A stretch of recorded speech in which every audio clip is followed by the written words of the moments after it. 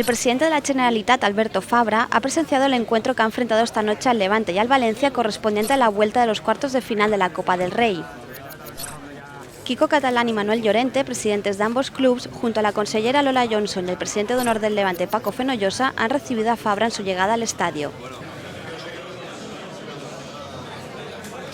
La entidad levantinista ha querido obsequiar al presidente de la Generalitat con una camiseta azulgrana personalizada con su nombre y con el número 1. Fabra ha destacado la labor del Levante y del Valencia en la Copa del Rey. Bueno, un derbi es un derbi siempre y tiene mucha emoción, tiene muchas connotaciones, tiene mucha pasión. Lo importante es que veamos fútbol y que podamos disfrutar todos los valencianos de este gran partido.